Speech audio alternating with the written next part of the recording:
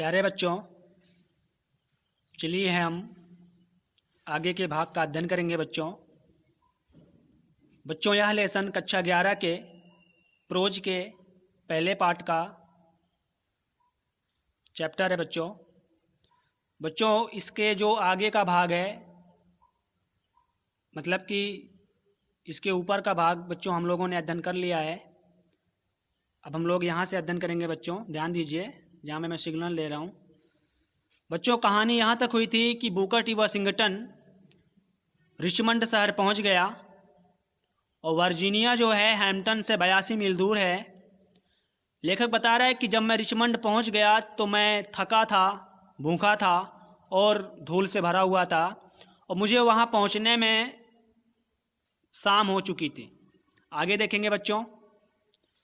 I had never been in a large city and this rather added to my misery.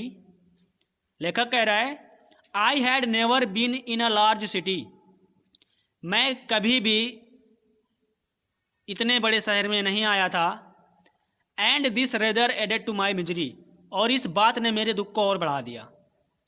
When I reached Richmond, जब मैं Richmond पहुंचा, I was completely out of money, तो मेरा पैसा पूरी तरह से ख़त्म हो चुका था।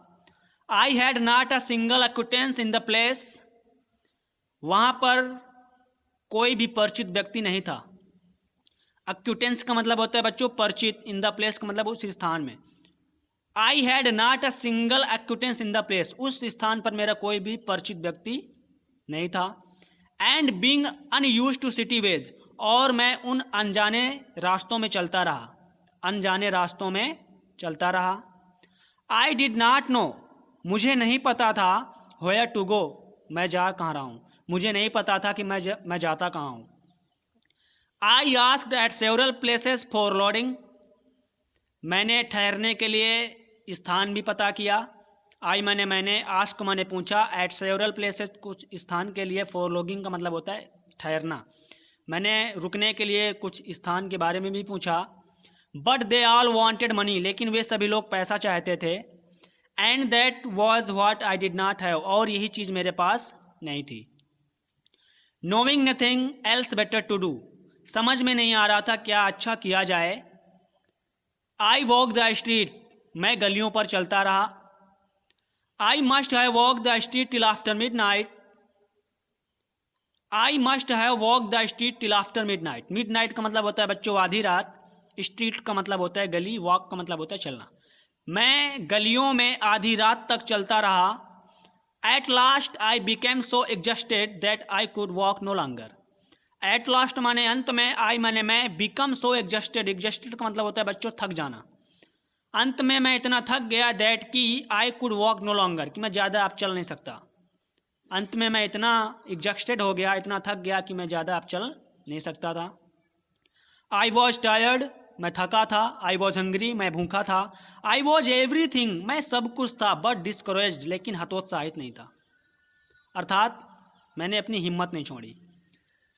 Just about the time when I reached extreme physically exhaustion, just about the time, तभी एक ऐसा समय आया, when I reached extremely physical exhaustion, तभी एक ऐसा समय आया कि मैं शारीरिक रूप से भी थक गया।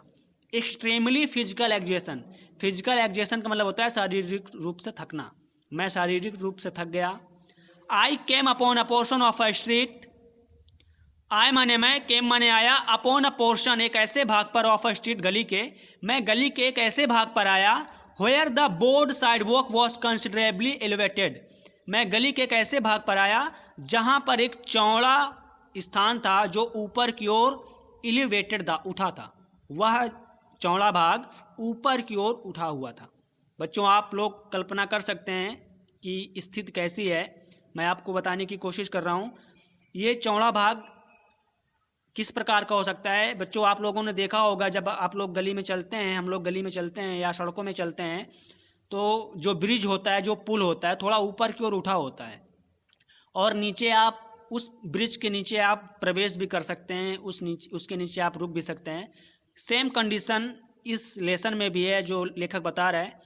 तो लेखक कह रहा है मैं गली के ऐसे भाग पर आया, वह भाग ब्रॉड था, वो जो साइड था, चलने वाला साइड था, वो चौड़ा था, वॉज कंसिडरेबली एलिवेटेड, वो ऊपर की ओर उठा हुआ था, मतलब वहाँ पे कोई पुल रहा होगा। I waited for a few minutes, मैंने थोड़ी देर इंतज़ार किया। टिल आई वॉज श्योर, ताकि मुझे पता चले, दैट की no passers by could see me, लेखक ने थोड़ी देर वहाँ पे इंतज़ार किया ताकि कोई भी पेजर, कोई यात्री उसे देख ना ले। And then crept under the sidewalk, and then और तब, क्रेप्ट का मतलब होता है रेंग गया, अंडर माने नीचे, द साइड वॉक उसी साइड वॉक के, उसी पुल के नीचे वो घुस गया। एंड ले फॉर द नाइट, एंड माने और, ले माने लेट गया, फॉर द नाइट रात बिताने के लिए, ऑन द ग्राउंड ज़मीन पर, और रात गुजारने के लिए उसी ज़मीन पर पुल के नीचे लेट गया। With my satchel of clothing for a pillow, कपड़े से भरे बस्ते को तकिया बना लिया। बच्चों, पिलो का मतलब होता है तकिया। With my satchel of clothing for pillow, कपड़े से भरे बस्ते को तकिया बना लिया। नियरली ऑल नाइट, लगभग सारी रात, लेखक बता रहे हैं नियरली ऑल नाइट, लगभग सारी रात। आई कुड हियर, मैं सुना, द ट्रैप माने खटखट की आवाज़ को, ऑफ फिट माने पैरों के, ओवर माई हेड अपने सर के ऊपर।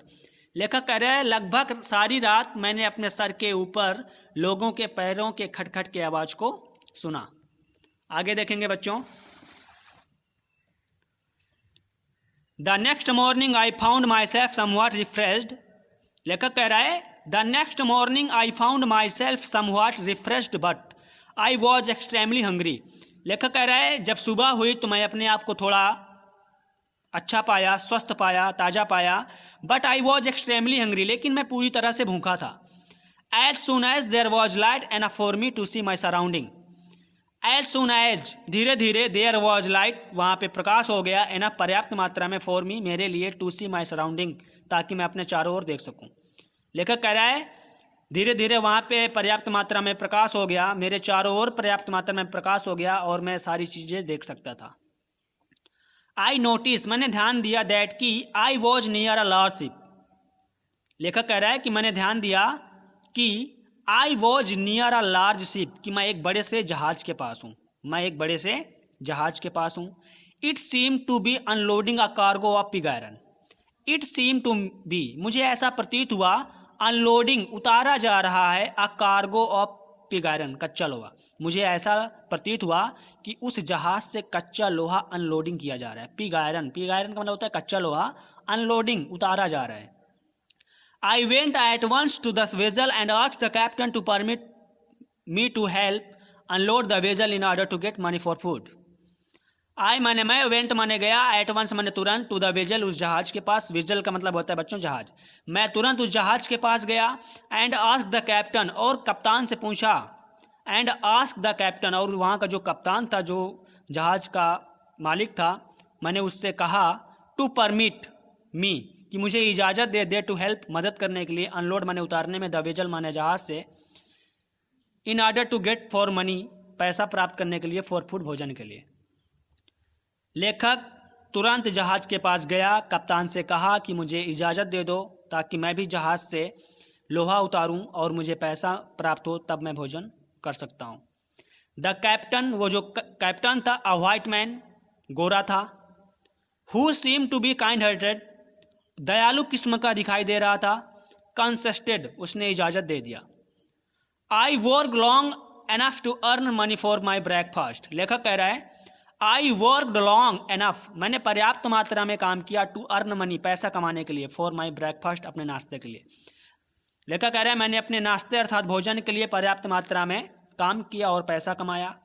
And it seem to me, और मुझे ऐसा प्रतीत हुआ, as I remember it now, जैसा कि मैं याद करता हूँ, मुझे प्रतीत हुआ जैसा कि मैं याद करता हूँ, कि to have been about the best breakfast, क्या प्रतीत हुआ, क्या याद करता है लेखक, कहता है to have been about the best breakfast that I have ever eaten, कह रहा है to have been about the best breakfast, कह रहा है यह मेरा भोजन सबसे अच्छा भोजन होगा, मेरा ये जो नाश्ता होगा सबसे बेस्ट ब्रेकफास्ट होगा, that I have ever eaten, मैंने इससे पहले जो कभी खाया होगा, मैंने इसके पहले जो भी कभी पहले नाश्ता किया होगा, उस नाश्ते की अपेक्षा यह मेरा भोजन सबसे बेस्ट होगा। बच्चों कमेंट्स करके बताएं ऐसा लेखक क्यों कह रहा है कि पहले की अपेक्षा, मैं जो पहले नाश्ता किया करता था उसकी अपेक्षा ये जो मेरा ब्रेकफास्ट है सबसे बेस्ट होगा, ऐसा क्यों कह रहा है, बच्चों आप कमेंट्स में बताएं ऐसा क्यों कह रहा है। आगे देखेंगे बच्चों, लेखक आगे क्या बता रहा है। My work place the captain so well that he told me I could continue working for a small amount per day. लेखक कह रहा है माई वर्क, मेरे काम ने, प्लेस्ड माने खुश कर दिया, द कैप्टन माने उस कप्तान को, सो वेल माने अत्यधिक, मेरे काम ने कप्तान को अत्यधिक खुश कर दिया। दैट की ही टोल्ड मी, उसने मुझसे कहा, मेरे काम ने, लेखक बता रहा है कि मेरे काम ने कप्तान को इतना खुश कर दिया कि उसने मुझसे कहा, क्या कहा, I could continue working for a small amount per day. तो उस व्यक्ति ने कहा लेखक से कि तुम प्रतिदिन, पर डे माने प्रतिदिन, वर्किंग माने काम कर सकते हो, फॉर अ स्मॉल अमाउंट, थोड़े से धन के लिए, आप प्रतिदिन काम कर सकते हैं तो आपको थोड़ा बहुत धन प्रतिदिन मिल जाएगा। This I was very glad to do, यह मेरे लिए बड़ी खुशी की बात थी। I continue working on this vessel for a number of days, I माने मैं, कंटिन्यू माने लगातार, वर्किंग माने काम करता रहा, ऑन दिस वेजल उस जहाज पर, for a number of days कुछ दिनों तक, मैंने कुछ दिनों तक उस जहाज में काम करता रहा। After buying food with my small wages, after buying food, भोजन खरीदने के बाद, विथ माई स्मॉल वेग्स, वेग्स का मतलब होता है बच्चों बचत, वेग्स का मतलब होता है बचत करना। After buying food with my small wages, थोड़ी सी बचत, मतलब भोजन खरीदने के बाद जो थोड़ी बचत बची थी, there was not much left, वो ज़्यादा बची नहीं थी, थोड़ी बहुत बची थी लेकिन ज़्यादा नहीं थी। मच लेफ्ट लिखा ना बच्चों, ध्यान दीजिए। आफ्टर बाइंग फूड, लेखक कह रहा है भोजन खरीदने के बाद, विथ माई स्मॉल वेग्स, मेरी जो थोड़ी बचत थी, there was not much left, वो ज़्यादा नहीं बची थी, to pay my way to Hampton, Hampton जाने के लिए। इसको जो पैसा मिला, जो इसने काम किया, काम करने के बाद जो इसे पैसा मिला, उस पैसे से लेखक ने भोजन खरीदना, भोजन खरीदने के बाद जो इसके पास पैसा बचा था वो ज़्यादा नहीं बचा था कि वो हैम्पटन जा सके। In order to economize, in order to economize in every way possible, in order to का मतलब होता है बच्चों के लिए, इकोनॉमिज का मतलब होता है बचत, इन एवरी वे पॉसिबल, बचत के प्रत्येक संभव के लिए, लेखक कह रहा है बचत के प्रत्येक संभव तरीके के लिए, I continue to sleep under the sidewalk, मैं लगातार उसी साइड वॉक के नीचे सोता रहा।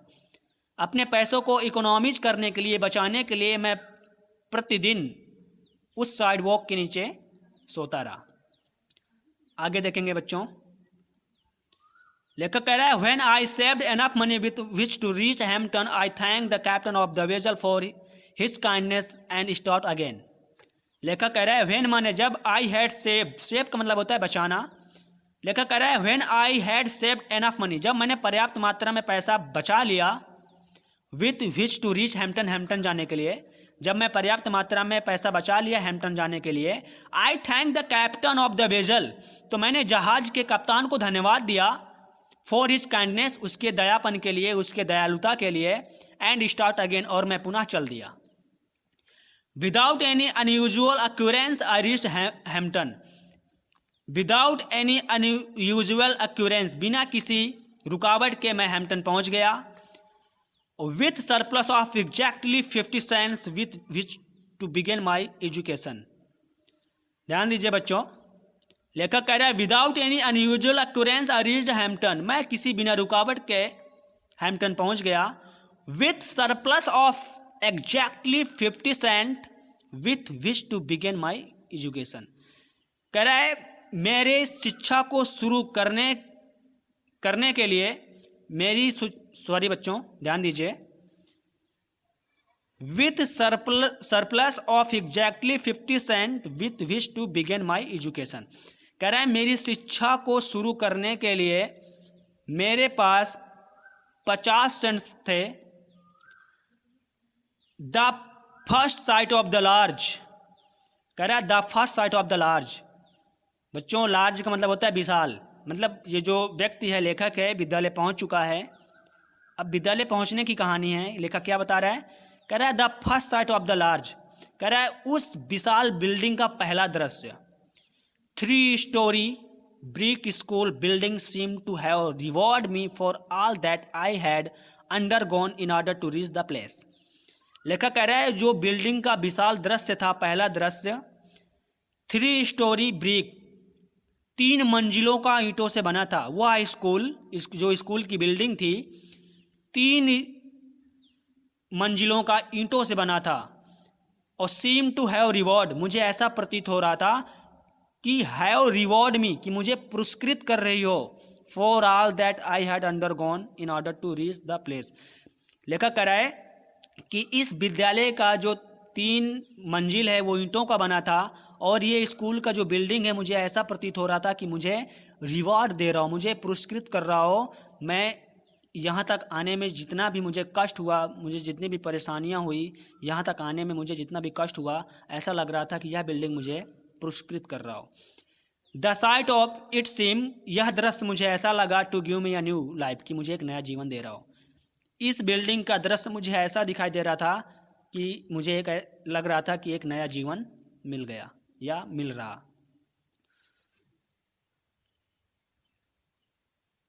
थैंक यू वेरी मच बच्चों। आगे के भाग का अगले दिन अध्ययन करेंगे। सो थैंक यू वेरी मच। अगर बच्चों ये वीडियो आपको अच्छा लगा हो, हेल्पफुल लगा हो, तो मेरे चैनल को सब्सक्राइब कर दो और इस वीडियो को शेयर भी कर दो। So thank you very much. We will met in next video next day. So thank you very much and take care.